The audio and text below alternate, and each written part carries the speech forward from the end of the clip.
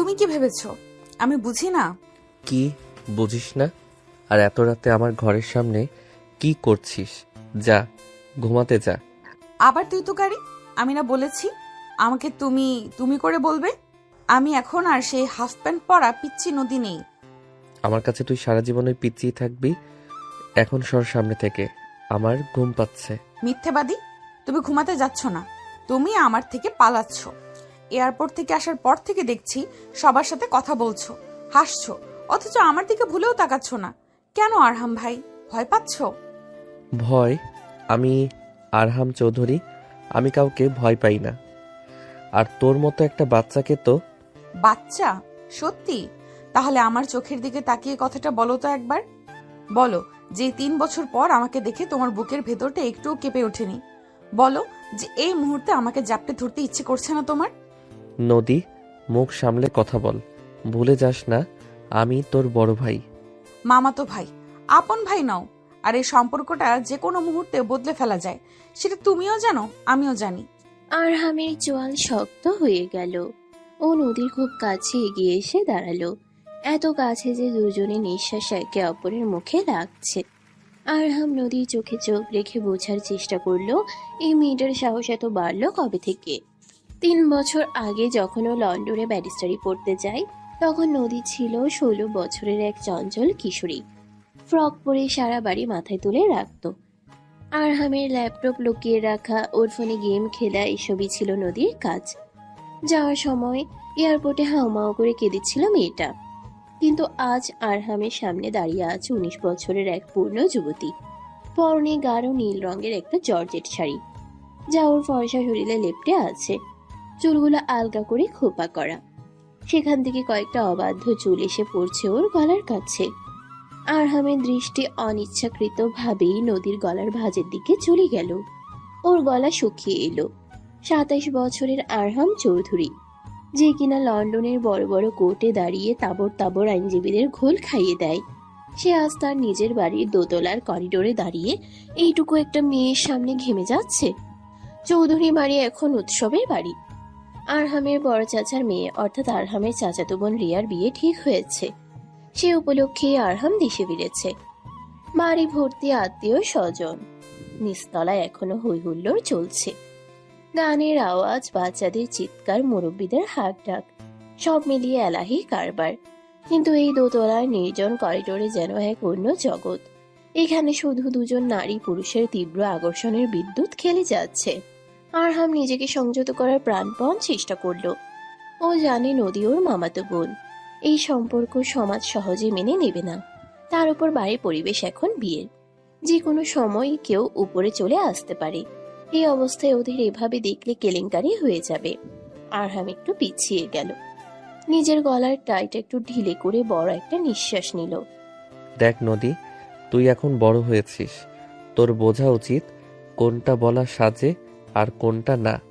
এখন অনেক রাত হয়েছে, নিজের ঘরে যা, কাল সকালে কথা হবে। আমি যাব না। তুমি আমার প্রশ্নের উত্তর দাওনি, তুমি কেন আমাকে এড়িয়ে চলছো? আমি কাউকে এড়িয়ে চলছি না। আমি ক্লান্ত, দীর্ঘ জার্নি করে এসেছি, আমার বিশ্রামের প্রয়োজন। বেশ, তুমি যদি স্বীকার না করো তাহলে আমিই প্রমাণ করে দেব। নদী আচমকা আরহামের হাতটা ধরে ফেলল। আরহাম কিছু বুঝে ওঠার আগেই নদী ওর হাতটা নিজের বুকের উপর রাখলো। আরহামের সারা শরীরে যেন বিদ্যুতের শক লাগলো। ও হাতটা সরিয়ে নিতে চাইলো, কিন্তু নদী শক্ত করে ধরে রাখলো। পাতলা ব্লাউজের উপর দিয়ে আরহাম নদীর হৃদস্পন্দন অনুভব করতে পারছিল। নদীর হৃৎপিণ্ডটা যেন আরহামের হাতের নিচেই লাফাচ্ছে। নদী আরহামের চোখের দিকে তাকিয়ে ফিসফিস করে উঠল। এখন এখন কি বলবে আরহাম ভাই? এখনো বলবে আমি পিচ্ছি, আমার হার্টবিট মিথ্যা কথা বলছে? আরহামের সহ্য ক্ষমতা শেষ সীমায় পৌঁছে যাচ্ছিল। ওর ইচ্ছে করছিল এই মুহূর্তেই নদীকে পাজাকোলা করে তুলে নিজের ঘরে নিয়ে গিয়ে দরজা বন্ধ করে দিতে, ওর ওই উদ্ধত ঠোঁট দুটোকে নিজের দখলে নিতে। কিন্তু ও পারল না। ও আরহাম চৌধুরী, ওর একটা গাম্ভীর্য আছে, একটা অবস্থান আছে এই পরিবারে। ও ঝটকা দিয়ে নিজের হাতটা ছাড়িয়ে নিল। পাগল হয়েছিস তুই? কি করছিস এসব? কেউ দেখে ফেললে কি ভাববে? যা এখান থেকে, এক্ষুনি যা। আরহাম দ্রুত পায়ে নিজের ঘরের দিকে এগিয়ে গেল। দরজাটা ধপাস করে বন্ধ করে দিয়ে ও দরজায় পিঠ ঠেকিয়ে দাঁড়িয়ে রইল। ওর বুকটা হাঁপড়ের মতো ওঠানামা করছে।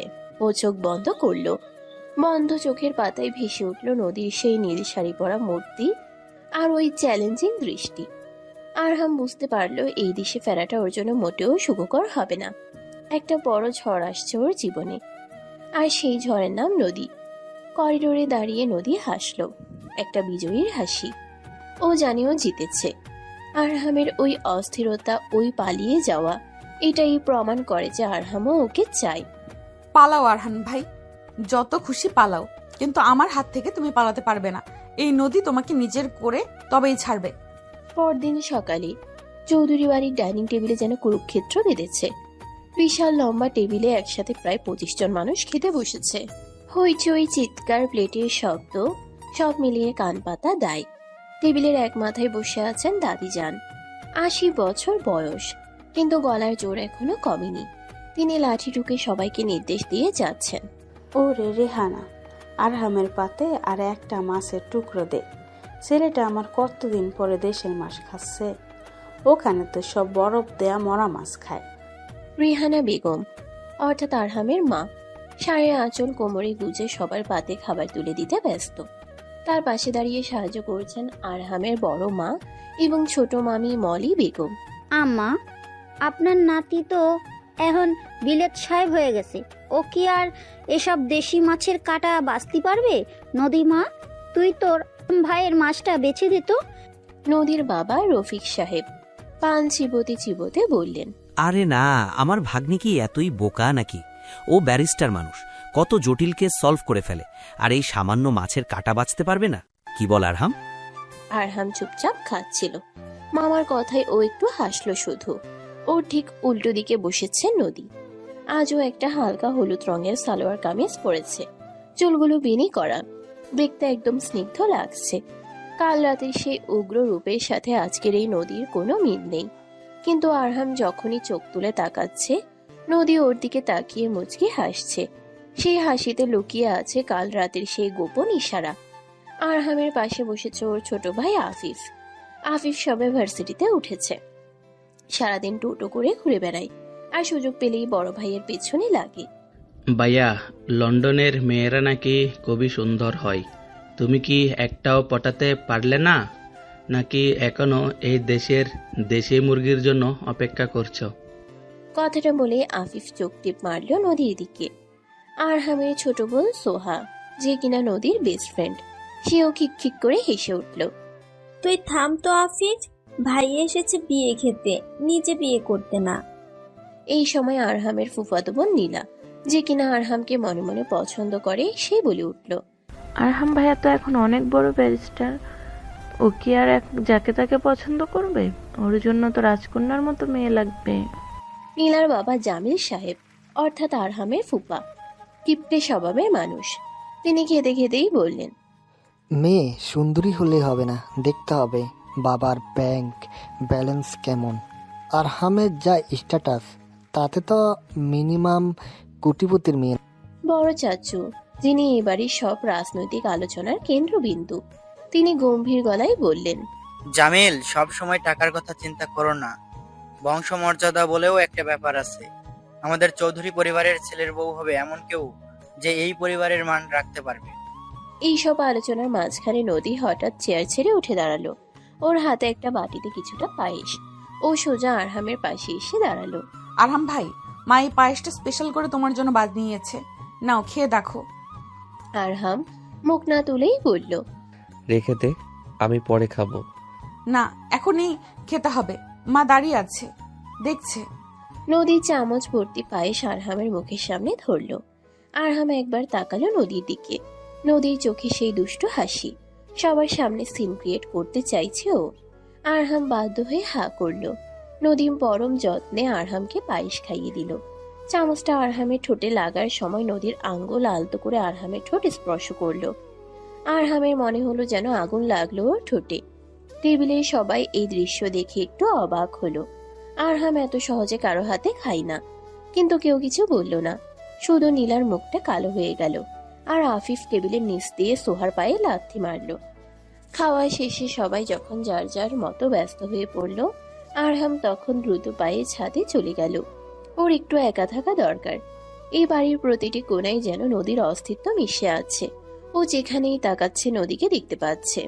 ওর হাসি, ওর গায়ের গন্ধ, ওর সেই স্পর্শ সবকিছু আরহামকে পাগল করে দিচ্ছে। ছাদে রেলিং ধরে দাঁড়িয়ে আরহাম আকাশের দিকে তাকিয়ে আছে। দুপুরের কড়া রোদ উঠেছে, কিন্তু আরহামের মনের ভেতরের উত্তাপের কাছে এই রোদ কিছুই না। ও নিজেকে বোঝানোর চেষ্টা করছিল যে এটা ঠিক হচ্ছে না। নদী ওর ছোট বোন, ওর এই আকর্ষণ সাময়িক, এটা মোহ ছাড়া আর কিছু না। কিন্তু ওর সব যুক্তি তাসের ঘরের মতো ভেঙে পড়ল যখন ও ওর ঠিক পিছনে নদীর গলা শুনতে পেল। পায়েসটা কেমন ছিল আরহাম ভাই? মিষ্টি ঠিক ছিল নাকি আরেকটু মিষ্টি লাগবে? আরহাম ঝট করে ঘুরে দাঁড়ালো। নদী ওর খুব কাছে দাঁড়িয়ে আছে। দুপুরের রোদে ওর ফর্সা মুখটা গোলাপি হয়ে আছে, কপালে বিন্দু বিন্দু ঘাম। আরহামের খুব ইচ্ছে করলো নিজের হাত দিয়ে ওই ঘামগুলো মুছে দিতে। তুই আবার এখানে এসেছিস কেন? তোকে না বললাম আমার সামনে আসবি না? কেন আসবো না? এটা আমার মামার বাড়ি, আমি যেখানে খুশি যেতে পারি। তুমি আমাকে আটকানোর কে? আমি তোর বড় ভাই, আমি তোকে শাসন করার অধিকার রাখি। বড় ভাই? তাই নাকি? তাহলে তোমার চোখ দুটো কেন অন্য কথা বলছে? কেন তোমার চোখ আমার ঠোঁটের দিকে তাকিয়ে আছে? কেন তোমার চোয়াল শক্ত হয়ে যাচ্ছে আমাকে দেখে? আরহাম আর সহ্য করতে পারলো না। ও খপ করে নদীর বাহু দুটো ধরে ওকে নিজের দিকে টানলো। এত জোরে টানলো যে নদী কি আরহামের বুকের উপর আশ্রে পড়লো। কি চাস তুই নদী? কি প্রমাণ করতে চাস আমি দুর্বল? আমি তোর প্রেমে পড়েছি? হ্যাঁ, এটাই শুনতে চাস তুই? হ্যাঁ, এটাই শুনতে চাই। বলো, বলো তুমি যে তুমি আমাকে ভালোবাসো। বলো যে তুমি আমার জন্য পাগল। আমি আমি আরহামের কথা আটকে যাচ্ছিল। নদীর সান্নিধ্য ওকে মাতাল করে দিচ্ছিল। ও নিজের মুখটা নদীর মুখের খুব কাছে নিয়ে গেল। ও দেখতে পাচ্ছিল নদীর ঠোঁট দুটো কাঁপছে। একটা তীব্র আকাঙ্ক্ষা আরহামের শিরায় শিরায় ছড়িয়ে পড়ছিল। ও জানতো না ও আর কতক্ষণ নিজেকে ধরে রাখতে পারবে। ঠিক সেই মুহূর্তে ছাদের দরজায় কারো পায়ের শব্দ শোনা গেল। ছাদের দরজায় পায়ের শব্দ শুনে বিদ্যুৎ বেগে নদীকে নিজের বুক থেকে সরিয়ে দিল আরহাম। দুজনের মাঝখানে তৈরি হলো কয়েক ইঞ্চি নিরাপদ দূরত্ব। আরহামের বুকটা তখন হাঁপড়ের মতো উঠানামা করছে। ও দ্রুত পকেটে হাত দিয়ে উল্টো দিকে ঘুরে দাঁড়ালো, যেন আকাশ দেখাটাই তার একমাত্র কাজ। নদী অবশ্য খুব একটা বিচলিত হলো না। সে শাড়ির আঁচলটা ঠিক করে নিয়ে দরজার দিকে তাকালো। দরজায় দাঁড়িয়ে আছে সোহা, আরহামের ছোট বোন এবং নদীর বেস্ট ফ্রেন্ড। তার চোখে মুখে সন্দেহ আর কৌতুকের মেশানো এক অদ্ভুত অভিব্যক্তি। হাতে এক প্লেট পেয়ারা মাখা। কি ব্যাপার, তোমরা দুজন এখানে কি করছো? আমি তো ভাবলাম ভাইয়া একা, তাই পেয়ারা মাখা নিয়ে এলাম। কিন্তু এখানে তো দেখছি অন্য কাউকে মাখামাখি করার প্রস্তুতি চলছে। আরহাম গম্ভীর হওয়ার চেষ্টা করে ঘুরে দাঁড়ালো, কিন্তু ওর কানের লতিগুলো এখনো লাল হয়ে আছে। সেটা সোহার চোখ এড়ালো না। ফালতু কথা বলবি না সোহা।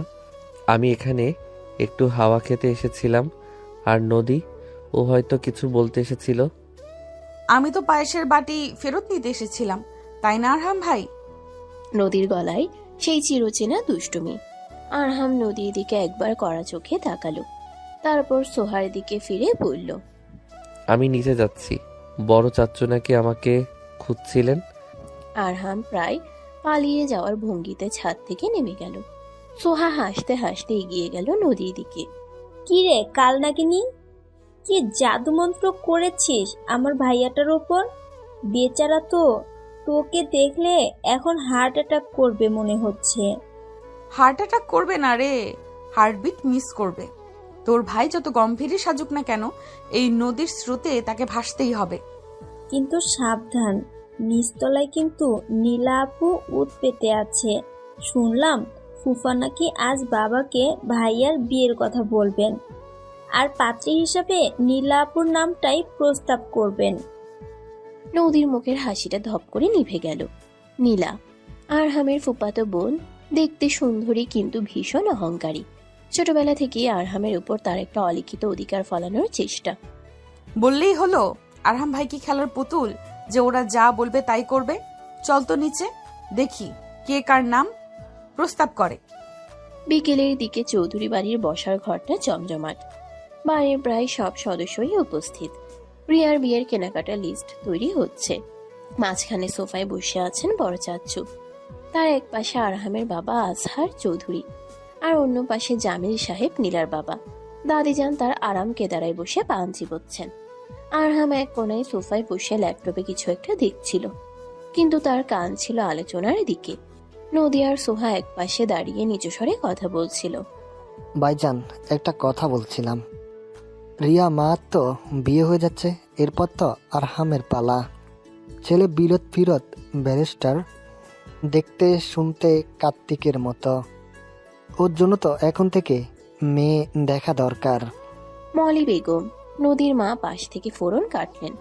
তা তো বটেই দুলা ভাই, তবে আরহামের যা পছন্দ, ও কি আর আমাদের পছন্দ করা মেয়েকে বিয়ে করবে? ও হয়তো বিলেত থেকে কোনো মেম সাহেব ঠিক করে এসেছে। আরহাম ল্যাপটপ থেকে মুখ তুলে তাকালো। ছোট মামি, আমার বিয়ে নিয়ে তোমাদের এখন ভাবতে হবে না। আমি ক্যারিয়ার নিয়ে ফোকাসড। বিয়ে করার ইচ্ছে আপাতত আমার নেই। আরে ইচ্ছা নেই বললেই হলো? বয়স তো কম হলো না, আর ঘরের মেয়ে ঘরে থাকলে বাইরের মেয়ের দরকার কি? এই যে আমাদের নীলা, পড়াশোনায় ভালো, দেখতো মাশাল্লাহ আরহামের সাথে বেশ মানাবে। কি বলেন আম্মা? জামিল সাহেব দাদিজানের দিকে তাকিয়ে সমর্থন চাইলেন। নীলা লজ্জায় মাথা নিচু করে বসে আছে, কিন্তু আর চোখে আরহামের প্রতিক্রিয়া দেখার চেষ্টা করছে। আরহামের বাবা আজহার চৌধুরী কিছু একটা বলতে যাচ্ছিলেন, কিন্তু তার আগেই নদীর বাবা রফিক সাহেব বলে উঠলেন, জামিল গাই, রক্তের সম্পর্ক বেশি ঘন না হওয়াই ভালো। তাছাড়া নীলা তো আরহামের ফুফাতো বোন, ভাই বোনের বিয়ে ব্যাপারটা কেমন যেন লাগে। আরে মামা তো ফুফাতো ভাই বোনের বিয়ে তো জাহেজ, আর নিজেদের মধ্যে সম্পর্ক হলে সম্পত্তিও বাইরে যায় না। সবার অলক্ষ্যে নদীর হাত মুষ্টিবদ্ধ হয়ে গেল। ও পা বাড়াতে যাচ্ছিল কিছু একটা বলার জন্য, কিন্তু সোহা ওর হাতটা খামচে ধরল। চুপ কর, এখন কিছু বলবি না, ভাইয়াকে দেখতে দে। আরহাম ল্যাপটপটা বন্ধ করে সোজা হয়ে বসলো। ওর চোয়াল আবার শক্ত হয়ে গেছে। ফুপা, আমি আমার জীবনসঙ্গী নিজেই বেছে নেব। আর নীলা আমার ছোট বোন, আমি ওকে ছোটবেলা থেকে সেই চোখেই দেখে এসেছি। এর বাইরে কিছু ভাবা আমার পক্ষে সম্ভব না। আরহামের সোজা সাপটা কথায় বসার ঘরে পিনপতন নীরবতা নেমে এলো। নীলার মুখটা অপমানে লাল হয়ে গেল। জামিল সাহেব থতমত খেয়ে গেলেন। দাদিজান গলার স্বর পরিষ্কার করে পরিস্থিতি সামাল দেওয়ার চেষ্টা করলেন। আচ্ছা আচ্ছা, এখন এসব কথা থাক, বিয়ের সময় আসুক, তখন দেখা যাবে। এখন রিয়ার বিয়ের গহনা নিয়ে কথা বলো। পরিবেশটা একটু হালকা হতেই তুর্য, নদীর ভাই আর তার বউ ভাবনা ঘরে ঢুকলো। তুর্য আরহামের কাঁধে হাত রাখলো। কিরে দোস্ত, সিরিয়াস মুড কেন? চল ছাদে গিয়ে একটু আড্ডা দিই। রাত আর আবির এসেছে। আবির নামটা শুনে আরহামের ভ্রু কুঁচকে গেল। আবির নদীর ভার্সিটির বন্ধু। ছেলেটা একটু বেশি স্মার্ট এবং নদীর প্রতি তার দুর্বলতা আছে, এটা আরহাম জানে। আরহাম তাকাতেই দেখলো নদী আবিরের নাম শুনেই বেশ খুশি হয়ে উঠেছে। আবির এসেছে? ভাইয়া, ও কি আমার নোটসগুলো এনেছে? হ্যাঁ এনেছে, উপরেই আছে, তুই গিয়ে নিয়ে আয়। নদী এক লাফে সিঁড়ির দিকে দৌড় দিল। আরহামের ভেতরটা জ্বলে উঠল। কিছুক্ষণ আগেই যে মেয়েটা আরহামের প্রেমে পাগল হওয়ার ভান করছিল, সে এখন অন্য একটা ছেলের নাম শুনেই অস্থির। আরহাম নিজেকে আর ধরে রাখতে পারল না। ও ল্যাপটপটা রেখে উঠে দাঁড়ালো। আমিও আসছি, রাহাতের সাথে অনেক দিন দেখা হয় না। ছাদে তখন গান বাজনা চলছে। এক কোনায় গিটার বাজাচ্ছে আবির, তাকে ঘিরে বসে আছে সোহা, নদী, ভাবনা আর রাহাত। আবির বেশ হ্যান্ডসাম ছেলে, কথা বলতে পটু। নদী আবিরের ঠিক পাশেই বসে আছে এবং আবির গিটার বাজাতে বাজাতে মাঝে মাঝেই নদীর দিকে তাকিয়ে হাসছে। আরহাম ছাদে আসতেই রাহাত দৌড়ে এসে ওকে জড়িয়ে ধরল। কিরে দোস্ত, তুই তো একদম বিদেশি হয়ে গেছিস, আমাদেরকে মনে আছে নাকি সব ভুলে গেছিস? তোদের ভোলা কি এত সহজ? কেমন আছিস? রাহাতের সাথে কথা বললেও আরহামের চোখ ছিল নদীর দিকে। আবির নদীর কানের কাছে মুখ নিয়ে কিছু একটা বলছে, আর নদী খিলখিল করে হাসছে। দৃশ্যটা আরহামের বুকে তীরের মতো বিঁধল। ও ধীর পায়ে ওদের দিকে এগিয়ে গেল। আরে আরহাম ভাই যে কেমন আছেন? শুনলাম লন্ডনে নাকি খুব নাম করেছেন। হ্যালো গাইস, আসসালামু আলাইকুম। কয়েকটা কথা বলি, একটু ভালোভাবে শুনুন। একটা ভিডিও এডিট করতে, ভয়েস মিলাতে আরো অনেক কাজ আছে। সব মিলিয়ে একটানা 7-8 ঘন্টা লেগে যায়। এত কষ্ট করে একটা ভিডিও বানাই, তাও বেশি মানুষ ইউটিউব চ্যানেলটা সাবস্ক্রাইব করে না।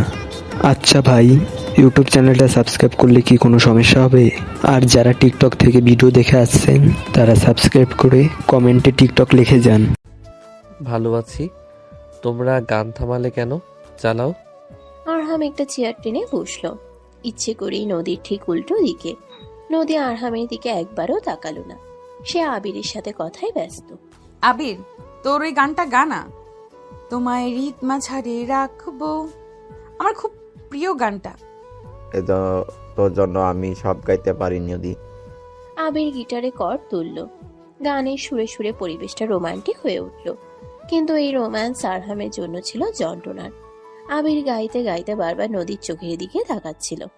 আরহামের মনে হচ্ছিল আবিরের হাত থেকে গিটারটা কেড়ে নিয়ে ভেঙে ফেলতে। গান শেষ হতেই সবাই হাততালি দিল। ভাবনা, নদীর ভাবি একটু দুষ্টুমি করে বলল, বাহ আবির, গানটা তো মনে হলো বিশেষ কাউকে ডেডিকেটেড করে গাইলে। আমাদের নদী কি সে বিশেষ কেউ? সবাই হেসে উঠল। নদী লজ্জায় লাল হয়ে মাথা নিচু করল। আর আরহামের ধৈর্যের বাঁধ ভাঙল। ও আচমকা চেয়ার ছেড়ে উঠে দাঁড়ালো। আমার একটা জরুরি কল এসেছে, আমি নিচে যাচ্ছি। আরহামের এই হঠাৎ চলে যাওয়াটা সবাই খেয়াল করলো। নদী আর চোখে দেখলো আরহাম রাগে গটগট করে চলে যাচ্ছে। নদীর ঠোঁটের কোণে এক চিলতে হাসি ফুটে উঠল। সে বুঝলো তার তীর ঠিক জায়গায় বিঁধেছে। রাত তখন প্রায় 1টা। চৌধুরী বাড়ি নিস্তব্ধ, সবাই গভীর ঘুমে আচ্ছন্ন। শুধু আরহামের ঘরের বাতি জ্বলছে। ও বিছানায় বসে ল্যাপটপে কাজ করার চেষ্টা করছে, কিন্তু কিছুতেই মনোযোগ দিতে পারছে না। বারবার বিকেলের দৃশ্যটা মনে পড়ছে। আবির আর নদীর ঘনিষ্ঠতা ওকে পাগল করে দিয়েছে। হঠাৎ আরহামের দরজায় হালকা নক হলো। আরহাম চশমাটা খুলে টেবিলে রাখলো। কে? আমি। দরজাটা খোলো। আরহামের বুকটা ধক করে উঠল। এত রাতে নদী এখানে কেন? ও গিয়ে দরজাটা খুলল।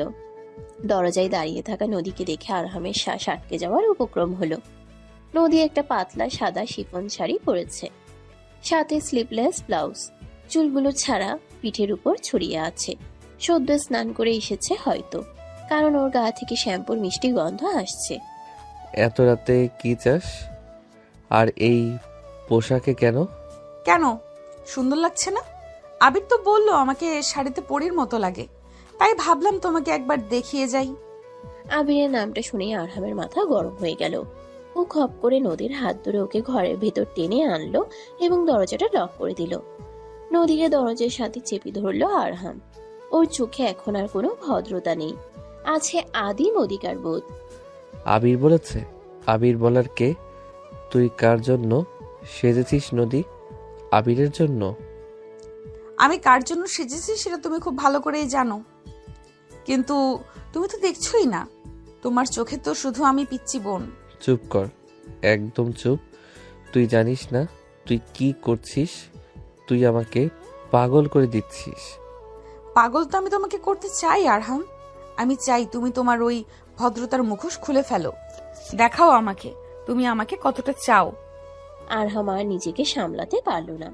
নদীর কথা মাঝেই ও নদীর ঠোঁট জোড়া দখল করে নিল। এটা কোনো শান্ত চুম্বন ছিল না, এটা ছিল দীর্ঘদিনের জমে থাকা তৃষ্ণা, রাগ, অভিমান আর তীব্র ভালোবাসার বহিঃপ্রকাশ। আরহাম পাগলের মতো নদীকে চুমু খেতে লাগলো। নদীর হাত আরহামের চুলের ভেতর ঢুকে গেল। ও আরহামকে আরো নিবিড়ভাবে নিজের কাছে টেনে নিল। আরহামের এক হাত নদীর কোমরে, অন্য হাত নদীর গালের উপর। ঘরের এসি চলছে পুরোদমে, কিন্তু ওদের দুজনকে ঘিরে তখন আগ্নেয়গিরির উত্তাপ। চুমুর ফাঁকে ফাঁকে আরহাম বিড়বিড় করে বলছিল, তুই শুধু আমার নদী, শুধু আমার। ওই আবির বা অন্য কেউ যদি তোর দিকে তাকায়, আমি তাদের চোখ তুলে নেব। আমি তো শুধু তোমারই হতে চাই আরহাম ভাই, তুমি আমাকে গ্রহণ করো না কেন? আরহাম নদীকে কোলে তুলে বিছানার দিকে নিয়ে গেল। বিছানায় নামিয়ে দিয়ে ও নদীর উপর ঝুঁকে এলো। নদীর শাড়ির আঁচল সরে গেছে, আরহামের তপ্ত দৃষ্টি নদীর উন্মুক্ত কাঁধ আর গলার উপর। ও নদীর গলায় মুখ ডুবিয়ে দিল। আরহামের খোঁচা খোঁচা দাড়ি নদীর নরম ত্বকে ঘষা খাচ্ছিল। এক অদ্ভুত শিহরণে নদীর শরীর কেঁপে উঠল। আরহাম। আরহাম নদীর গলার ভাঁজে গভীর চুম্বন এঁকে দিল, যেন নিজের মালিকানা সিলমোহর করে দিচ্ছে। নদীর দুই হাত আরহামের পিঠ আঁকড়ে ধরল। ঘরে বাতাস ভারী হয়ে উঠছে ওদের নিঃশ্বাসের শব্দে। হঠাৎ আরহাম থামল ও নদীর মুখের দিকে তাকালো। নদীর চোখ বন্ধ, ঠোঁট ফুলে লাল হয়ে আছে। আরহামের মনে হলো ও নিয়ন্ত্রণ হারিয়ে ফেলছে। এটা ঠিক হচ্ছে না, বিয়ের আগে এত দূর যাওয়া উচিত নয়। কিন্তু নদীর এই রূপ, এই আত্মসমর্পণ ওকে পেছাতে দিচ্ছে না। আরহাম নদীর কপালে নিজের কপাল ঠেকিয়ে ফিসফিস করে বলল, নদী, আমাকে থামা প্লিজ, আমাকে থামা, না হলে আমি আর নিজেকে ধরে রাখতে পারবো না। আমি কোনো ভুল করতে চাই না। ভালোবাসায় কোনো ভুল নেই আরহাম, আর যদি ভুল হয়ও আমি সেই ভুল করতে চাই, বারবার করতে চাই। নদী আরহামের গলা জড়িয়ে ধরে ওকে আবার নিজের দিকে টানলো। আরহামের সব প্রতিরোধ ভেঙে চুরমার হয়ে গেল। ও আবার ডুবে গেল নদীর মাঝে। ঘরের নীরবতা সাক্ষী হয়ে রইল দুটি হৃদয়ের এই উত্তাল মিলনের। পরদিন সকালে আরহামের ঘুম ভাঙল পাখির ডাকে। ও পাশে হাত দিয়ে দেখলো বিছানা খালি, নদী নেই। আরহাম ধর্মর করে উঠে বসলো। কাল রাতের কথা মনে পড়তেই ওর শরীর শিউরে উঠল। ও কি স্বপ্ন দেখছিল নাকি সত্যি? বালিশের পাশে নদীর একটা কানের দুল পড়ে আছে। আরহাম দুলটা হাতে নিল। না, স্বপ্ন নয়, সত্যি। আরহাম দুলটা মুঠোর ভেতর শক্ত করে ধরল। ওর মুখে এক অদ্ভুত তৃপ্তির হাসি ফুটে উঠল। ও মনে মনে প্রতিজ্ঞা করল, যে করেই হোক নদীকে ওর নিজের করে নিতে হবে। সমাজ, পরিবার, আত্মীয় স্বজন সবার বিরুদ্ধে যেতে হলেও ও যাবে। ফ্রেশ হয়ে নিচে নামতেই আরহাম দেখলো বসার ঘরে আবার জটলা। আজ একটা নতুন মুখ দেখা যাচ্ছে। একজন মাঝ বয়সী ভদ্রমহিলা বসে আছেন, সাথে একটি মেয়ে। মেয়েটি বেশ সুন্দরী, মডার্ন পোশাক পরা। রেহানা বেগম। আরহামের মা আরহামকে দেখে ডাকলেন, আরহাম, আয় বাবা, তোর সাথে পরিচয় করিয়ে দিই। উনি আমার ছোটবেলার বন্ধু শায়লা, আর এই হচ্ছে ওনার মেয়ে মীরা। ও লন্ডনেই থাকে। তোর সাথেই তো ব্যারিস্টারি পড়ছে মনে হয়। মীরা সোফা থেকে উঠে দাঁড়িয়ে হাসলো। হাই আরহাম, লং টাইম নো সি। তুমি তো ফেরার আগে একবারও বলেও এলে না। মীরা, তুমি এখানে? আরহাম অবাক হলেও ভদ্রতা বজায় রাখলো। কিন্তু সিঁড়ির আড়াল থেকে নদী সব দেখছিল। মীরাকে দেখিয়ে ওর ভ্রু কুঁচকে গেল। মেয়েটা যেভাবে আরহামের দিকে তাকিয়ে হাসছে সেটা নদীর একদম পছন্দ হলো না। তার উপর মেয়েটা লন্ডনে আরহামের সাথে ছিল। কে জানে ওদের মধ্যে কি সম্পর্ক ছিল।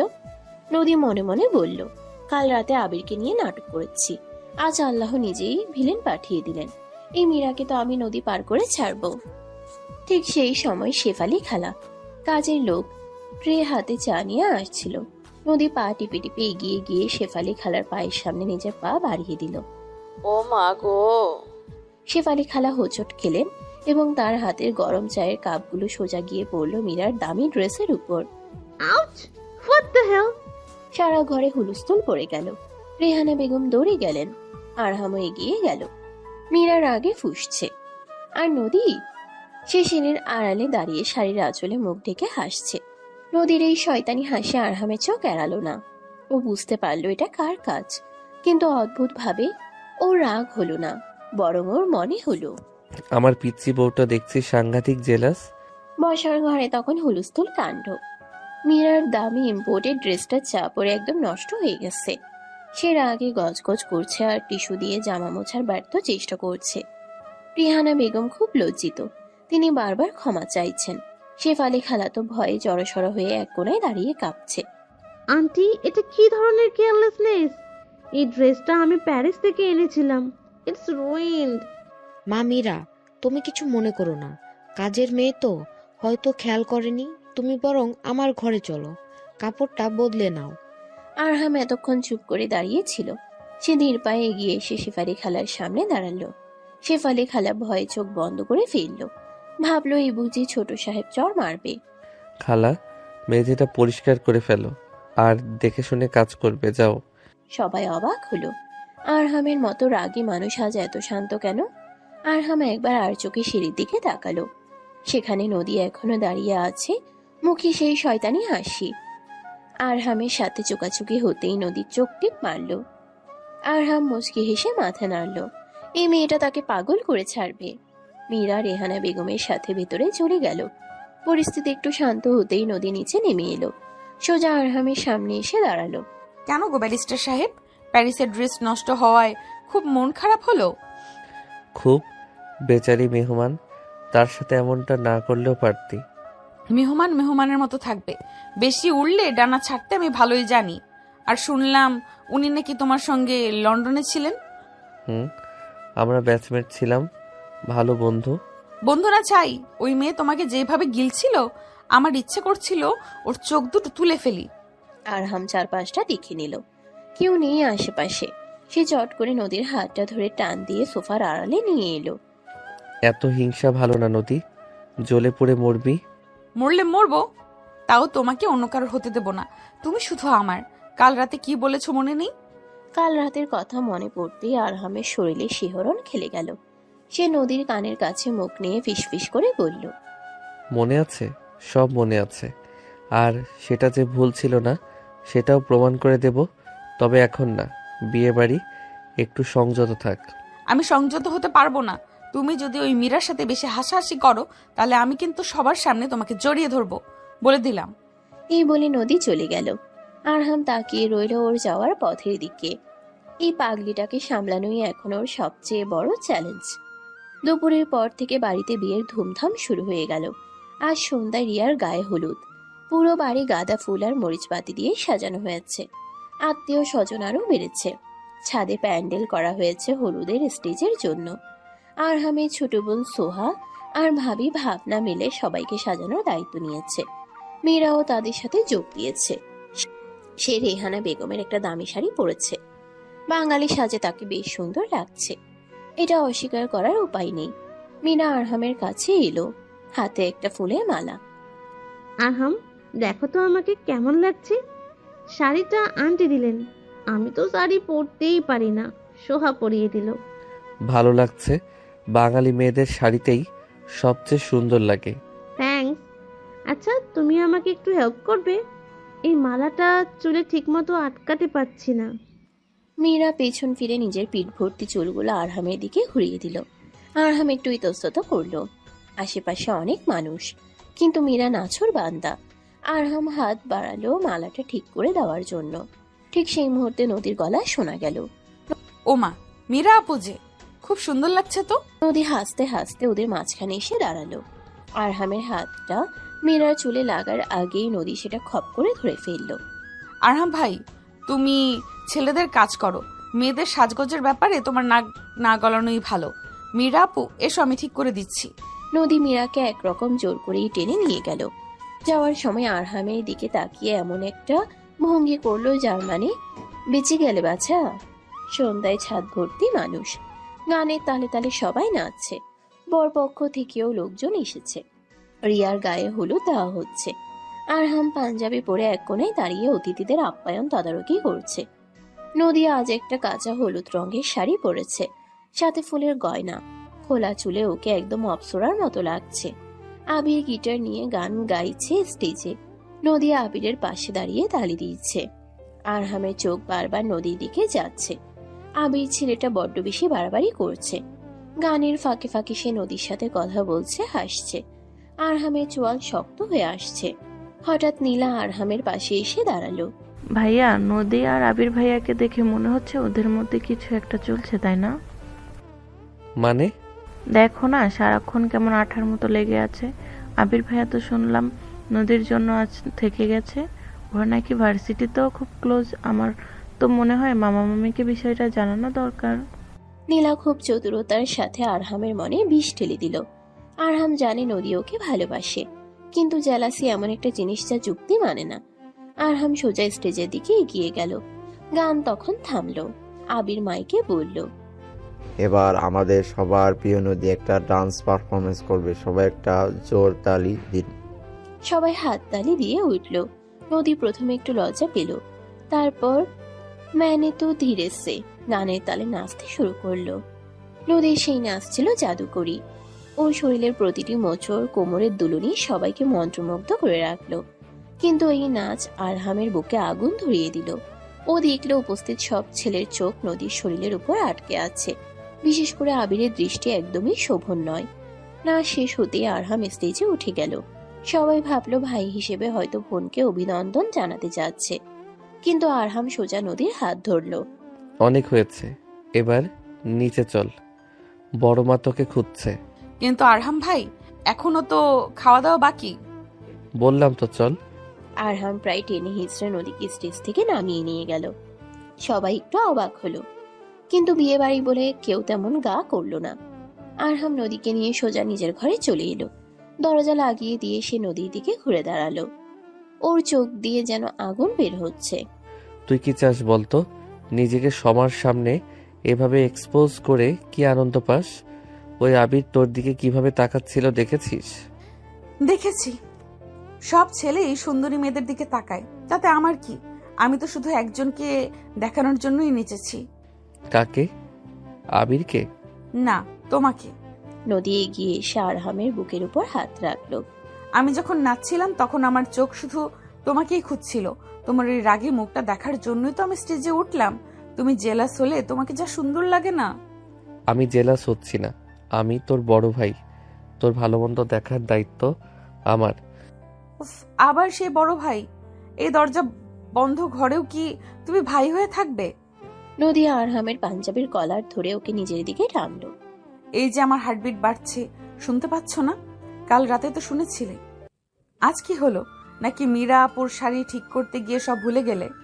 তুই মীরাকে নিয়ে এত ভাবছিস কেন? ও জাস্ট আমার কলিগ। কলিগ না ছাই, ওর মতলব ভালো না। তবে আমিও নদী চৌধুরী, আমার জিনিস কেড়ে নেওয়া অত সোজা না। নদী আরহামের গলার কাছে মুখ নিয়ে আলতো করে কামড় বসালো। আরহাম চমকে উঠল। নদী, কি করছিস? ব্যথা লাগছে? লাগুক, এটা তোমার শাস্তি, অন্য মেয়েদের দিকে তাকানোর শাস্তি। আরহাম আর নিজেকে ধরে রাখতে পারল না। নদীর এই অধিকার বোধ, এই পাগলামি ওকে পাগল করে দিচ্ছে। সে নদীর কোমর জড়িয়ে ধরে ওকে শূন্যে তুলে ফেলল। শাস্তি দিবি? আচ্ছা, তাহলে আমিও তোকে শাস্তি দেব, আমাকে পাগল করার শাস্তি। আরহাম নদীকে বিছানায় শুয়ে দিল। হলুদ শাড়িকে নদীকে লাগছে হলুদ বরণ কন্যার মতো। আরহাম নদীর উপর ঝুঁকে এলো। নদীর খোলা চুলে হাত বুলিয়ে দিয়ে সে নদীর ঠোঁটে গভীর চুম্বন এঁকে দিল। নদীর হাত আরহামের ঘাড় জড়িয়ে ধরল। বাইরে বিয়ের বাজনা বাজছে, আর ভেতরে দুটি শরীর একাকার হয়ে যাচ্ছে ভালোবাসার উত্তাপে। আরহাম নদীর শাড়ির আঁচল সরিয়ে দিয়ে ওর কাঁধে মুখ ঘষল। নদীর মুখ থেকে অস্ফুট গোঙানির শব্দ বের হলো। আরহাম প্লিজ, কেউ এসে পড়বে। আসুক, আজ আমি কাউকে পরোয়া করি না। তুই আমার, আজ সবাইকে বলে দেব। না পাগল, এখন না, পরে। ওদের এই গভীর মুহূর্ত বেশিক্ষণ স্থায়ী হলো না। দরজায় আবার নখ। এবার আর সোহা বা নদী নয়, স্বয়ং দাদিজানের গলা। ওরে আরহাম, আসিস নাকি ভেতরে? দরজাটা খোলতো ভাই। দুজন বিদ্যুৎ পৃষ্ঠের মতো ছিটকে সরে গেল। নদী দ্রুত শাড়ি ঠিক করে নিল। আরহাম চুলগুলো হাত দিয়ে ঠিক করে বড় একটা শ্বাস নিল। আসছি দাদাজান। নদীকে ইশারা করে বাথরুমে লুকিয়ে পড়তে বলল আরহাম। নদী দৌড়ে বাথরুমে ঢুকে গেল। আরহাম দরজা খুলল। দাদিজান লাঠি ভর দিয়ে দাঁড়িয়ে আছেন। কি রে, এতক্ষণ লাগে দরজা খুলতে? আর ঘর অন্ধকার করে কি করছিস? মাথাটা একটু ধরেছিল দাদাজান, তাই শুয়েছিলাম। ব্যারিস্টারি পরে মাথা গেছে। শোন, তোর মামা তোকে খুঁজছে। আর ওই নদীর মেয়েটা কোথায় গেল? ওকে তো দেখলাম তোর সাথে নামতে। ও তো মনে হয় নিচে গেছে, আমি দেখিনি।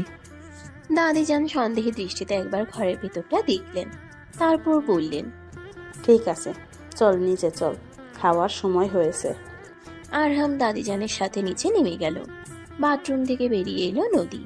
আয়নায় নিজের চেহারা দেখে সে নিজেই লজ্জা পেল। ঠোঁট ফুলে আছে, গলার কাছে লাল দাগ, আরহামের ভালোবাসার চিহ্ন। নদী ওড়না দিয়ে গলাটা ঢেকে মুচকি হাসল। এই দাগ আমার বিজয়ের প্রতীক, মনে মনে বলল সে। রাতে খাওয়ার টেবিলে আবার এক নাটক। আবির আজ চৌধুরী বাড়িতেই থাকছে। তুর্য জোর করে ওকে রেখে দিয়েছে। খাওয়ার টেবিলে আবির নদীর পাশে বসার চেষ্টা করলো, কিন্তু আরহাম কৌশলে আফিফকে দিয়ে সেই জায়গা দখল করালো। আফিফ, তুই এখানে বস, তোর সাথে ভার্সিটির অ্যাডমিশন নিয়ে কথা আছে। আবির বাধ্য হয়ে একটু দূরে বসলো, কিন্তু তার চোখ নদীর উপর। মীরা বসেছে আরহামের ঠিক উল্টো দিকে। আরহাম, কাল তো ফ্রি আছো, চলো না কোথাও ঘুরে আসি, আমাদের পুরোনো দিনগুলোর মতো। নদী খাওয়া বন্ধ করে আরহামের দিকে তাকালো। তার চোখ দিয়ে যেন লেজার বিম বের হচ্ছে। আরহাম বিপদে পড়ল। একদিকে মীরা, অন্যদিকে নদীর জ্বলন্ত দৃষ্টি। আসলে মীরা, কাল বাড়িতে অনেক কাজ, মেহমানরা আছে। আরে কাজ তো থাকবেই, মেহমান এসেছে, একটু ঘুরিয়ে নিয়ে আয়। নিরামা, তুমি চিন্তা করো না, আরহাম তোমাকে নিয়ে যাবে। নদী আর সহ্য করতে পারল না। সে গ্লাসের পানি খাওয়ার ভান করে ইচ্ছাকৃতভাবে হাত ফসকে গ্লাসটা ফেলে দিল। ঝনঝন শব্দে গ্লাসটা ভেঙে গেল। ও সরি, হাত থেকে পড়ে গেল। সবাই চমকে উঠল। নদী উঠে দাঁড়িয়ে বলল, আমার খাওয়া শেষ, শরীরটা ভালো লাগছে না, আমি ঘুমোতে গেলাম। নদী গটগট করে চলে গেল। আরহাম বুঝলো কাল সকালে বড়সড় ঝড়ের পূর্বাভাস। মীরা অবাক হয়ে পড়ল। মেয়েটা একটু সাইকো টাইপের, তাই না? ও আমার বোন, ওর সম্পর্কে কথা বলার আগে ভেবে বলবেন। আরহামের গলার স্বর শুনে মীরা চুপসে গেল। টেবিলের পরিবেশটা ভারী হয়ে উঠল। রাতে আরহাম শুয়ে শুয়ে ভাবছিল, এভাবে আর কতদিন চলবে। একদিকে পরিবারের প্রত্যাশা, অন্যদিকে নদীর প্রতি তীব্র আকর্ষণ, আর মাঝখানে এই মীরা আর আবির। আরহাম মোবাইলটা হাতে নিল, নদীর নাম্বারই ডায়াল করলো। ফোনটা ধরলো না নদী। আরহাম মেসেজ দিল। রাগ করেছিস? রিপ্লাই এলো সাথে সাথে, তোমার এই মীরা ম্যাডামের সাথে গিয়ে প্রেম করো, আমাকে ডিস্টার্ব করবে না। আরহাম হাসলো। ও জানে এখন কি করতে হবে। এই মনোরঞ্জনের খেলাটাই তো ওদের প্রেমের আসল মজা। পরদিন সকাল। আরহাম খুব ভোরে উঠল। আজ ওর একটা প্ল্যান আছে, সবাইকে সারপ্রাইজ দেওয়ার প্ল্যান। কিন্তু নিচে নেমে সে নিজেই সারপ্রাইজড হয়ে গেল। বসার ঘরে নদীর বাবা রফিক সাহেব এবং আরহামের বাবা আজহার চৌধুরী খুব গম্ভীর মুখে বসে আছেন। সামনে দাঁড়িয়ে আছে আবির, আর এক কোনায় মাথা নিচু করে দাঁড়িয়ে আছে নদী। আরহামের বুকটা ধক করে উঠল। কি হয়েছে? ধরা পড়ে গেল নাকি ওরা? আরহাম, আয়, তোর সাথে কথা আছে। কি হয়েছে মামা, এত গম্ভীর কেন সবাই? আবির একটা প্রস্তাব দিয়েছে। ও নদীকে পছন্দ করে। ও নদীর বিয়ের প্রস্তাব দিয়েছে। আরহামের পায়ের নিচ থেকে মাটি সরে গেল। আবির, নদীর বিয়ের প্রস্তাব? আরহাম নদীর দিকে তাকালো। নদী অসহায় দৃষ্টিতে আরহামের দিকে তাকিয়ে আছে। ছেলে ভালো, বড় লোকের ছেলে, স্মার্ট, শিক্ষিত, আমাদের তো আপত্তি থাকার কথা না। কি বলিস আরহাম? তুই তো ওদের জেনারেশনের, হ্যাঁ? তোর মতামত কি? আরহামের মনে হলো পুরো পৃথিবীটা ঘুরছে। ওর চোখের সামনে ভেসে উঠল গত রাতে সেই ঘনিষ্ঠ মুহূর্তগুলো। নদী কি তবে আবিরকে কথা দিয়েছে, নাকি এটা আবিরের একতরফা সিদ্ধান্ত? আরহাম আবিরের দিকে তাকালো। আবির খুব কনফিডেন্টলি হাসছে, যেন সে জেনেই গেছে যে এই বিয়ে হবেই। আরহাম ধীরে ধীরে এগিয়ে গেল। ওর হাত মুষ্টিবদ্ধ, ওর চোয়াল শক্ত। ও আজহার চৌধুরীর চোখের দিকে তাকিয়ে বলল, এই বিয়ে হবে না বাবা। কেন? সমস্যা কি? কারণ সবাই আরহামের দিকে তাকিয়ে আছে। নদী শ্বাস বন্ধ করে অপেক্ষা করছে। আরহাম কি পারবে সত্যটা বলতে, নাকি সমাজের ভয়ে পিছিয়ে যাবে? আরহাম একটা গভীর নিঃশ্বাস নিল। তারপর নদীর হাতটা সবার সামনে শক্ত করে ধরল।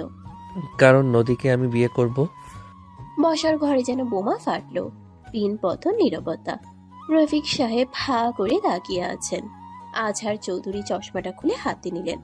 আবিরের মুখের হাসি মিলিয়ে গেল। আর নদী, সে আরহামের হাতটা আরো শক্ত করে আঁকড়ে ধরল। তার চোখ দিয়ে গড়িয়ে পড়ল আনন্দের অশ্রু। কিন্তু নাটক কি এখানেই শেষ? না, আসল খেলা তো কেবল শুরু। সিঁড়ি দিয়ে ধীর পায়ে নেমে এলেন দাদিজান। তার মুখে এক রহস্যময়ী হাসি। বসার ঘরে তখন বিন পতন নীরবতা। আরহামের ওই এক কথা, নদীকে আমি বিয়ে করব, যেন পারমাণবিক বোমার মতো বিস্ফোরিত হয়েছে। রফিক সাহেব, নদীর বাবা, নিজের কানকে বিশ্বাস করতে পারছেন না। আজহার চৌধুরী, আরহামের বাবা, চশমা হাতে নিয়ে ছেলের দিকে ফ্যালফেল করে তাকিয়ে আছেন। আর আবির, তার মুখের স্মার্ট হাসিটা মিলিয়ে গেল। সেখানে ফুটে উঠেছে এক অদ্ভুত অপমান বোধ। নদী আরহামের হাতটা এমনভাবে আঁকড়ে ধরে আছে, যেন ছেড়ে দিলেই সে অতল গহ্বরে তলিয়ে যাবে। তার চোখ দিয়ে অনবরত পানি পড়ছে। কিন্তু ঠোঁটের কোণে বিজয়ের হাসি। সিঁড়ির ধাপে দাঁড়িয়ে থাকা দাদিজান লাঠি ঠুকে নিচে নেমে এলেন। তার মুখে সেই রহস্যময়ী হাসিটা এখনো লেগে আছে। তিনি সোজা এসে আরহাম আর নদীর সামনে দাঁড়ালেন। তা নবাবজাদার মুখটা খুলতে এত সময় লাগে কেন? আমি তো ভেবেছি কবরে যাওয়ার আগে আর নাতির বিয়ের সানাই শুনতে পাবো না। সবাই দাদিজানের কথাই চমকে উঠল। আরহাম একটু অবাক হয়ে দাদিজানের দিকে তাকালো। দাদিজান এবার নদীর দিকে তাকালেন। দাদিজান, তুমি জানতে? জানবো না? আমি এই বাড়ির মুরব্বী। এই বুড়োর চোখে আড়ালে কিচ্ছু হয় না।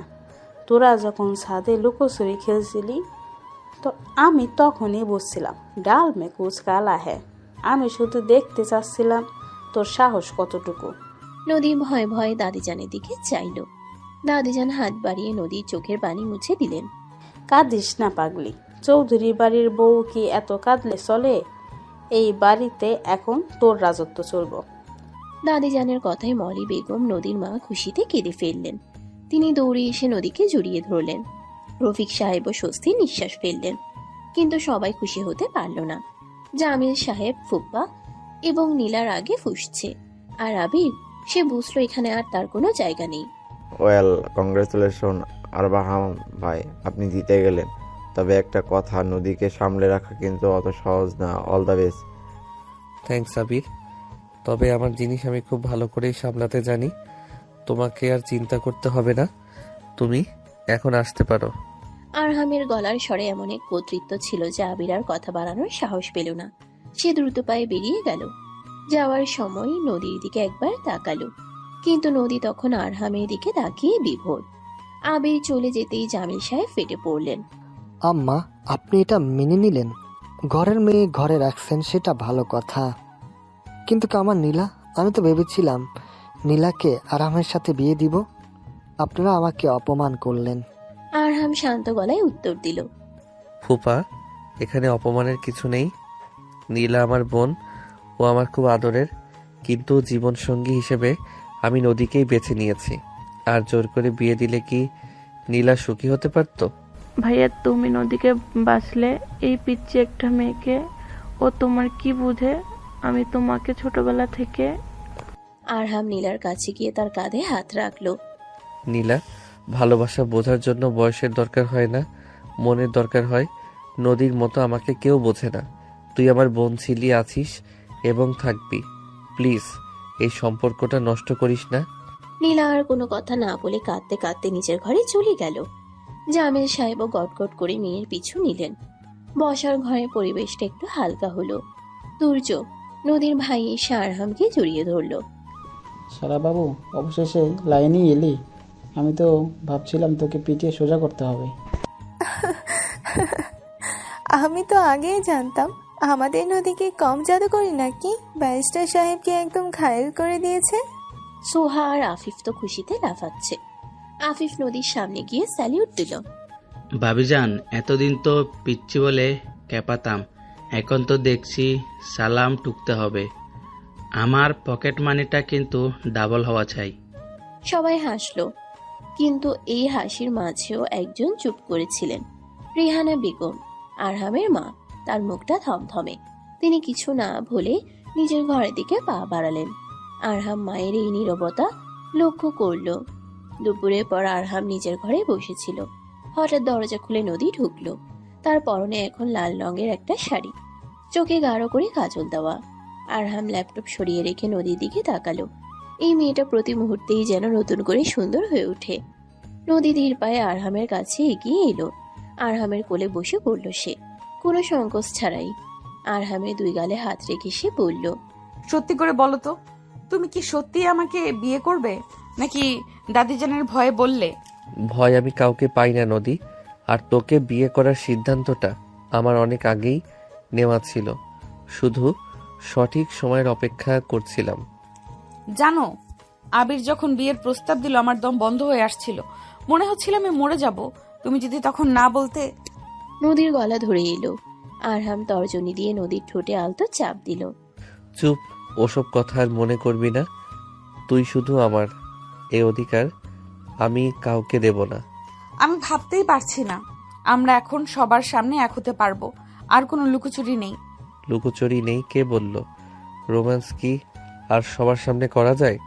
ওটা তো আড়ালেই করতে হয়, যেমন এখন। আরহাম নদীর চিবুক ধরে তার মুখটা উঁচুতে তুলল। নদীর কাজলে আঁকা চোখ দুটোতে এখন শুধুই সমর্পণ। আরহাম ধীরে ধীরে নদীর ঠোঁটে নিজের ঠোঁট ছোঁয়ালো, প্রথমে আলতো করে, তারপর ধীরে ধীরে। সেই চুম্বন গাঢ় থেকে গাঢ়তর হতে লাগলো। নদীর হাত আরহামের চুল খামচে ধরল। আরহামের স্পর্শে নদীর শরীরে শিহরণ খেলে গেল। আরহামের হাত নদীর ব্লাউজের পিঠের ফিতাগুলো নিয়ে খেলা করছিল। নদী আরহামের কানের কাছে ফিসফিস করে বলল, দরজাটা কি লক করা? লক করা না থাকলেও কেউ আসার সাহস পাবে না এখন।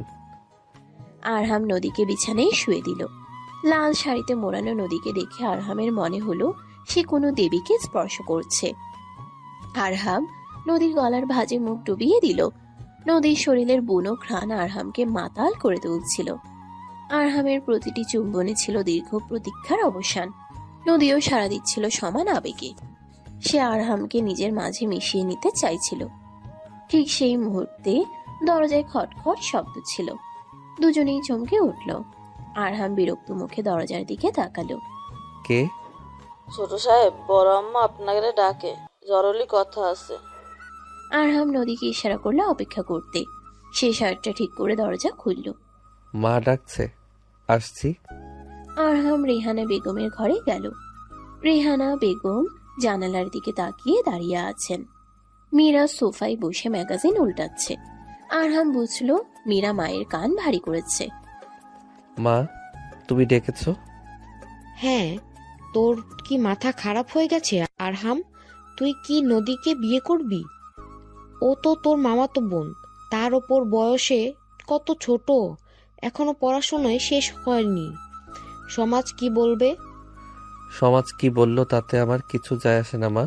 আর কাজিন ম্যারেজ আমাদের ধর্মে বা আইনে নিষিদ্ধ না। আর বয়সের কথা বলছো? প্রেম কি বয়স দেখে হয়? কিন্তু মীরা তোকে কত পছন্দ করে। ও তোর সমকক্ষ, ওর সাথে তোর স্ট্যাটাস মিলে। নদীর সাথে তোর কি মিল আছে? ও তো এখনো বাচ্চাই রয়ে গেছে। আরহাম মীরার দিকে একবার তাকালো। মীরা চোখ নামিয়ে নিল। আরহাম মায়ের কাছে গিয়ে হাত ধরল। মা, স্ট্যাটাস দিয়ে সংসার হয় না, ভালোবাসা দিয়ে হয়। মীরা হয়তো আমার কলিগ হিসেবে পারফেক্ট, কিন্তু জীবনসঙ্গী হিসেবে না। নদী আমাকে বোঝে, ও আমার অগোছালো জীবনটা গুছিয়ে দিতে পারে। তুমি কি চাও না তোমার ছেলে সুখী হোক? কিন্তু নদী তো কোনো কাজই পারে না। ও কি পারবে এই সংসারের দায়িত্ব নিতে? মা, নদী শিখবে। তুমি আছো, বড় মা আছে, তোমরা ওকে শিখিয়ে নেবে। আর ও ছোট বলে ওকে অবহেলা করো না, ওর মনের জোর অনেক। রেহানা বেগম চুপ করে রইলেন। ছেলের এই দৃঢ়তা দেখে তিনি বুঝলেন আরহাম তার সিদ্ধান্ত বদলাবে না। মীরা সোফা থেকে উঠে দাঁড়ালো। আন্টি, আরহাম যখন ডিসাইড করেই ফেলেছে তখন আর কি করার? তবে আরহাম ইমোশনাল হয়ে ডিসিশন নিচ্ছ, পরে পস্তাতে না হয়। সেটা আমার ব্যাপার মীরা, তুমি তোমার চিন্তা করো। আর হ্যাঁ, আমার এবং নদীর মাঝখানে আসার চেষ্টা আর করো না প্লিজ। আরহাম ঘর থেকে বেরিয়ে এলো। বাইরে নদী দাঁড়িয়েছিল।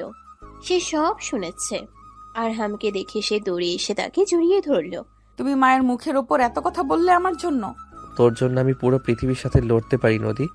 মা একটু সেকেলে মানুষ, তাই এসব ভাবছে। ঠিক হয়ে যাবে। সন্ধ্যায় রিয়ার বিয়ে। পুরো বাড়ি আলোক সজ্জায় ঝলমল করছে। বরযাত্রী এসেছে, বিশাল আয়োজন। আরহাম একটা অফ হোয়াইট শেরওয়ানি পরেছে। তাকে দেখে মনে হচ্ছে কোনো রাজপুত্র। আর নদী পরেছে গাঢ় মেরুন রঙের লেহেঙ্গা। ভারী গয়নায় তাকে রাজকন্যার মতো লাগছে। বিয়ে বাড়িতে প্রচুর ভিড়। সবাই বর কনেকে নিয়ে ব্যস্ত। এই ফাঁকে আরহাম নদীকে ইশারা করে ছাদে ডাকলো। চাঁদের এক কোণায় অন্ধকার, সেখান থেকে নিচের সব আলো দেখা যাচ্ছে। আরহাম রেলিং এ হেলান দিয়ে দাঁড়িয়েছিল। নদী আসতেই সে নদীকে কাছে টেনে নিল। তোকে আজ যা লাগছে না, ইচ্ছে করছে এখনই কাজী ডেকে বিয়েটা পড়িয়ে ফেলি। থাক, রিয়ের বিয়েটা হতে দাও, তারপর আমাদের। অত ধৈর্য আমার নেই। আরহাম নদীর কোমরে হাত রেখে তাকে নিজের সাথে মিশিয়ে নিল। নদীর নিঃশ্বাস ভারী হয়ে এলো। আরহামের চোখ নদীর ঠোঁটে। সে ধীর লয়ে নদীর ঠোঁট নিজের দখলে নিল। ছাদের ওই অন্ধকারে দুটি শরীর এক হয়ে গেল। নিচে সানায় বাজছে আর উপরে চলছে দুটি হৃদয়ের মিলন। আরহামের হাত নদীর পিঠের খোলা অংশে বিচরণ করছিল। নদী আরহামের শেরওয়ানির বোতাম খোলার চেষ্টা করছিল। তাদের ভালোবাসা আজ বাঁধন হারা। হঠাৎ ফোনের ফ্ল্যাশ লাইটের আলোয় চমকে উঠল দুজন। সোহা আর আফিফ দাঁড়িয়ে আছে, হাতে ফোন। ও মাই গড, তোমরা এখানেও শুরু করে দিয়েছো? নিচে সবাই খুঁজছে আর তোমরা এখানে রোমান্স করছো? ভাইয়া, ভিডিওটা কিন্তু ভাইরাল করে দিব যদি না আমাকে আইফোন কিনে দাও। আরহাম নদীকে ছেড়ে দিয়ে হাসলো। সে এগিয়ে গিয়ে আফিফের কান মলে দিল। ভাইরাল করবি? দাঁড়া, তোকে দেখাচ্ছি। সোহা আর আফিফ হাসতে হাসতে দৌড় দিল। নদী আর আরহাম একে অপরের দিকে তাকিয়ে হাসলো। এই খুনসুটি, এই ভালোবাসা, এটাই তো জীবন। নিচে নামতেই দেখা গেল এক নতুন ঝামেলা।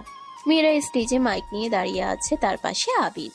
আবির এখনো যায়নি, সেও সুযোগের অপেক্ষায় আছে। লেডিস অ্যান্ড জেন্টলম্যান, রিয়ার বিয়ের খুশিতে আমি আর আবির একটা ডুয়েট গান গাইতে চাই এবং এই গানটা ডেডিকেট করছি আমাদের আরহাম আর নদীকে। সবাই তালি দিল, কিন্তু নদীর মনটা কুগাইছিল। মীরা আর আবির একসাথে, এরা নিশ্চয়ই কোনো মতলব বাড়ছে। মীরা আর আবির গান গাইতে শুরু করলো। কি করে তোকে বলবো তুই কি আমার। গানটা সুন্দর, কিন্তু গানের মাঝখানে মীরা এমন কিছু কথা বলতে লাগলো যা আরহাম আর নদীর জন্য অস্বস্তিকর। ভালোবাসা আসলে অদ্ভুত, কখন যে কাজিন লাভার হয়ে যায় আর কখন যে বেস্ট ফ্রেন্ড শত্রু হয়ে যায় বোঝা দেয়। তবে কিছু ভালোবাসা আসলে মোহ, যা সময়ের সাথে কেটে যায়। নদীর মুখটা কালো হয়ে গেল। আরহাম রাগে দাঁত কিরমির করলো। গান শেষ হতে আরহাম স্টেজে উঠে গেল। সে মীরার হাত থেকে মাইকটা নিল। মীরা খুব সুন্দর বলল, তবে একটা কথা ও ভুলে গেছে। মোহ কাচের মতো, একটু আঘাতেই ভেঙে যায়, কিন্তু ভালোবাসা হীরের মতো, যত আঘাত পাবে তত উজ্জ্বল হবে। আর আমার আর নদীর ভালোবাসা ওই হীরের মতো। আবির, মীরা, তোমাদের ধন্যবাদ আমাদের পরীক্ষা নেওয়ার জন্য, কিন্তু আমরা পাশ করে গেছি। সবাই জোরে হাততালি দিয়ে উঠল। দাদিজান নিজে বসে লাঠি ঠুকে বললেন, সাবাস বেটা, একেই বলে চৌধুরীর নাতি। মীরা আর আবির অপমানে লাল হয়ে স্টেজ থেকে নেমে গেল। নদী আরহামের দিকে তাকিয়ে গর্বিত বোধ করলো। তার আরহাম ভাই আজ সত্যিই তার হিরো। রাত গভীর হয়েছে, রিয়ার বিদায় হয়ে গেছে। বাড়িটা এখন কিছুটা শান্ত। আরহাম নিজের ঘরে শুয়ে আছে, ক্লান্ত।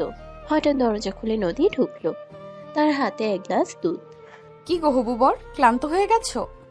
একটু আয়, কাছে আয়। নদী দুধের গ্লাসটা টেবিলে রেখে আরহামের পাশে শুয়ে পড়ল। আরহাম নদীকে নিজের বাহুবন্ধনে জড়িয়ে নিল। নদী, আর মাত্র কয়েকটা দিন, তারপর তুই পাকাপাকি ভাবে এই ঘরে আসবি আমার বউ হয়ে। আমি তো এখনই তোমার বউ, মনে মনে। মনে মনে না, আমি তোকে সর্বস্ব দিয়ে পেতে চাই, শরীরে, মনে, সবকিছুতে। আরহাম নদীর কপালে চুমু খেলো। তারপর ধীরে ধীরে তার হাত নদীর শরীরের স্পর্শকাতর জায়গাগুলো ছুঁতে লাগলো। নদী আরহামের স্পর্শে গলে যাচ্ছিল। সে আরহামের বুকে মুখ লুকিয়ে বলল, আরহাম, আমি ভয় পাচ্ছি না, আমি শুধু তোমার হতে চাই। আজ, এখন। আজ না পাগলি, বাসরাতের জন্য কিছু জমা থাক। সেই রাতটা হবে আমাদের জীবনের শ্রেষ্ঠ রাত। আমি চাই না তাড়াহুড়ো করে কিছু হোক, তোকে আমি রাজরানীর মতো সম্মান দিয়ে ঘরে তুলব। নদী আরহামের বুকে মাথা রেখে নিশ্চিন্তে চোখ বন্ধ করলো। সে জানে এই মানুষটা তাকে কতটা ভালোবাসে। তার সম্মান, তার ইচ্ছে, সবকিছুই আরহামের কাছে দামি। কিন্তু তারা জানতো না তাদের সামনে অপেক্ষা করছে শেষ এবং সব থেকে বড় পরীক্ষা। সকালে ঘুম ভাঙতে আরহাম দেখলো তার মোবাইলে একটা ভিডিও মেসেজ এসেছে। ভিডিওটা ওপেন করতেই আরহামের মাথায় আকাশ ভেঙে পড়ল।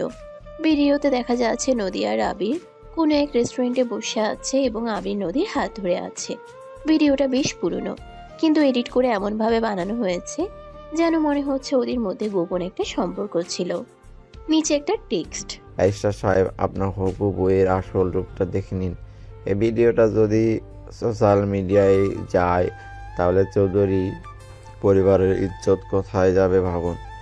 আরহাম মোবাইলটা শক্ত করে ধরলো। এটা আবিরের কাজ, ও শেষ কামড়টা দিতে চায়। আরহাম কি করবে এখন? নদীকে বিশ্বাস করবে নাকি এই মিথ্যা প্রমাণের ফাঁদে পা দেবে? আরহাম ফোনের স্ক্রিনের দিকে তাকিয়ে আছে। ভিডিওটা সে অন্তত 10 বার প্লে করে দেখেছে।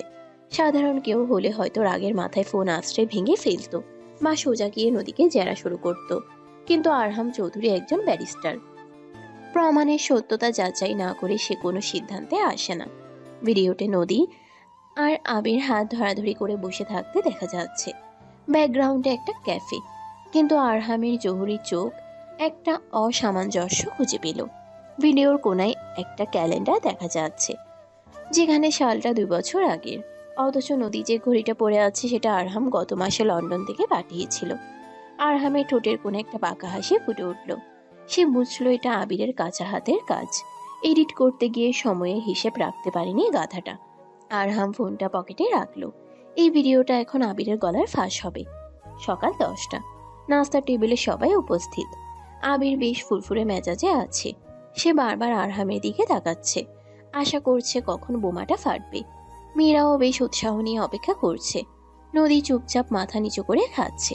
সে জানে না তার বিরুদ্ধে কি ষড়যন্ত্র চলছে। আরহাম ধীর স্থির ভাবে চায়ে চুমুক দিল, তারপর পকেট থেকে ফোনটা বের করে টেবিলের উপর রাখলো। আবির, তোমার ভিডিও এডিটিং স্কিল তো দারুণ, তবে ডিটেলিংয়ে একটু কাঁচা। আবিরের ফুরফুরে ভাবটা মুহূর্তেই উবে গেল। সে আমতা আমতা করে বলল, কি বলছেন আরবাহাম ভাই? কিসের ভিডিও? যে ভিডিওটা তুমি আজ সকালে আমাকে পাঠিয়েছো ব্ল্যাকমেইল করার জন্য। ভেবেছিলে আমি বোকা? ভিডিওর ডেট আর নদীর হাতের ঘড়ি দুটো 2 সময়ের। আর সবচেয়ে বড় কথা, আমি নদীকে চিনি। ওর হাত ধরার যোগ্যতা তোমার কোনো কালই ছিল না। সবাই অবাক হয়ে আরহামের দিকে তাকালো। নদীর বাবা রফিক সাহেব এবং আরহামের বাবা আজহার চৌধুরী খাওয়া বন্ধ করে দিয়েছেন। আরহাম ফোনটা আফিফের দিকে এগিয়ে দিল। আফিফ, তুই তো টেক এক্সপার্ট, সবাইকে একটু বুঝিয়ে দে তো ভিডিওটা কিভাবে ফেক করা হয়েছে। আফিফ ফোনটা হাতে নিয়ে কিছুক্ষণ দেখলো, তারপর হেসে ফেলল। আরে ভাইয়া, এটা তো ডিপফেক অ্যাপ দিয়ে বানানো, খুব সস্তা কাজ। অরিজিনাল ভিডিওতে অন্য কেউ ছিল, সেখানে বাবির ফেস বসানো হয়েছে। আর এই ব্যাকগ্রাউন্ডটা তো 2 বছর আগের পুরনো ফুটেজ। ছি আবির ভাই, আপনি এত নীচ। আবিরের মুখটা অপমানে কালো হয়ে গেল। মীরা বেগতিক দেখে সরে পড়ার চেষ্টা করছিল, কিন্তু আরহামের মা রেহানা বেগম দাঁড়িয়ে পড়লেন। তিনি এগিয়ে গিয়ে আবিরের গালে সপাটে এক চড় বসালেন। বেরিয়ে যাও আমার বাড়ি থেকে এখনই। আমি ভাবতাম তুমি ভদ্র পরিবারের ছেলে, আর মীরা তুমিও। আমি মাকে নিজের মেয়ের মতো ভাবতাম, আর তুমি আমার ছেলের সংসার ভাঙার ষড়যন্ত্র করছিলে। আন্টি, আসলে আমি... চুপ, একটা কথাও না। তোমাদের দুজনের এই বাড়িতে আর কোনো জায়গা নেই। আবির আর মীরা মাথা নিচু করে বেরিয়ে গেল। রেহানা বেগম ঘুরে নদীর কাছে এলেন। নদী ভয়ে কাচুমাচু হয়ে দাঁড়িয়ে আছে। রেহানা বেগম নদীর হাত দুটো ধরলেন। আমাকে মাফ করে দে মা, আমি বাহিরের চাকচিক্য দেখে ঘরের হীরা চিনতে পারিনি। আমার ছেলে ভুল করেনি, আমি ভুল ছিলাম। তুই আমার আরহামের যোগ্য বউ। নদী কেঁদে ফেলল। রেহানা বেগম তাকে বুকে জড়িয়ে ধরলেন। বসার ঘরে এক আনন্দের বন্যা বয়ে গেল। আরহাম দূর থেকে দাঁড়িয়ে দৃশ্যটা দেখল। তার চোখে তৃপ্তির ঝিলিক। তার যুদ্ধ শেষ, এবার শুধু ভালোবাসার পালা। 7 দিন পর আজ চৌধুরী বাড়িতে বিয়ের সানাই বাজছে। পুরো বাড়ি রাজপ্রাসাদের মতো সাজানো হয়েছে। হাজার হাজার ফুল আর আলোক সজ্জায় ঝলমল করছে চারপাশ। গেটে বিশাল জটলা। সোহা, আফিফ আর বাড়ির ছোটরা মিলে গেট আটকে দাঁড়িয়ে আছে। আরহাম বর বেশি এসেছে। অফ হোয়াইট শেরওয়ানি, মাথায় পাগড়ি, হাতে তলোয়ার, সব মিলিয়ে তাকে কোনো মুঘল শাহজাদার মতো লাগছে। রাস্তা ছাড়বো না, কিন্তু 1 লাখ টাকা সালামি দিতে হবে, তারপর ঢোকা যাবে। 1 লাখ মাত্র? আমার নদীর জন্য তো আমি পুরো রাজত্ব লিখে দিতে পারি। আরহাম পকেট থেকে একটা ফোন বের করে সোহার হাতে দিল। সোহা টাকার অঙ্ক দেখে চোখ বড় বড় করে ফেলল। গেট খুলে দেওয়া হলো। আরহাম ধীর পায়ে আসরে প্রবেশ করলো। কিছুক্ষণ পর নদীকে নিয়ে আসা হলো। লাল বেনারসি, গা ভর্তি সোনার গয়না, হাতে মেহেদি, কপালে চন্দন। নদীকে দেখে মনে হচ্ছে স্বর্গের কোনো অপ্সরা মর্তে নেমে এসেছে। আরহামের চোখ পলকহীন। সে ভাবতেই পারছে না এই অপরূপা মেয়েটা আজ থেকে শুধুই তার। কাজী সাহেব বিয়ে পড়ালেন। কবুল বলার সময় নদীর গলাটা একটু কেঁপে উঠল, আর আরহামের গলার স্বরে ছিল দৃঢ়তা। শুভ দৃষ্টির সময় যখন আয়নায় দুজনের চোখাচোখি হলো, আরহাম ফিস ফিস করে বলল, ধরা পড়ে গেলি পিচ্ছি, এখন আর পালানোর পথ নেই। আমি তো ধরা দিতেই এসেছি গো ব্যারিস্টার সাহেব। বিয়ের যাবতীয় আনুষ্ঠানিকতা শেষে রাত তখন 2টো। বাসর ঘর সাজানো হয়েছে 3 তলার আরহামের ঘরে। পুরো ঘর রজনীগন্ধা আর গোলাপ ফুল দিয়ে সাজানো। বিছানায় ফুলের চাদর, বাতাসে মিষ্টি সুবাস। আরহাম ঘরে ঢুকলো। নদী বিছানার মাঝখানে বসে আছে, ঘুমটা দেওয়া। আরহাম ধীর পায়ে এগিয়ে গিয়ে দরজাটা লক করে দিল। সে তার শেরওয়ানিটা খুলে হ্যাঙ্গারে রাখলো। ঘরের এসি চলছে, তবুও আরহামের শরীরে এক অদ্ভুত উত্তাপ। সে বিছানায় উঠে বসলো। নদীর খুব কাছে। নদীর শরীর কাঁপছে। আরহাম আলতো হাতে নদীর মুখের উপর থেকে ঘুমটাটা সরিয়ে দিল। লজ্জায় রাঙা নদীর মুখটা দেখে আরহামের বুকের ভেতরটা ধকরে উঠল। ভয় করছে? একটু। ভয় পাওয়ার কিছু নেই। আমি তো সেই আরহাম ভাই আছি, নাকি জামাই হয়েছি বলে খুব পর মনে হচ্ছে? তুমি আমার আরহাম ভাই নও, তুমি আমার বর, আমার স্বামী।